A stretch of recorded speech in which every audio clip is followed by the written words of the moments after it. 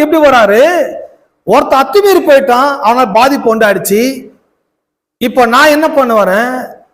இந்த உலகத்தில் அந்த பாதிப்பெல்லாம் சால்வ் பண்றதுக்கு தேவனோட கவர்மெண்ட் நான் கொண்டு வரேன். அவனை மாதிரி யாரும் அத்துமீறி போயிடாதீங்க.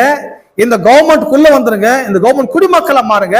இழந்து போன அனைத்தையும் நீங்க பெற்றுக்கொள்ள முடியும். அதை ரெக்கவரி பண்றதுக்கு என் உயிரை கூட நான் கொடுக்க ரெடி ஆயிட்டேன்னு சொல்லி இயேசு உயிரை கொடுத்து உலகத்தை மீட்டெடுத்திருக்கிறார்.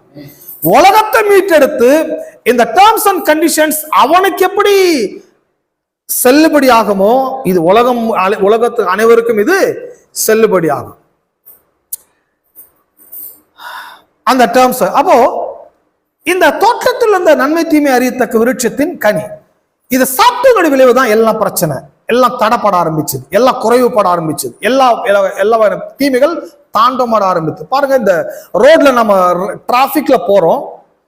டிராபிக்ல போகும்போது சிக்னல்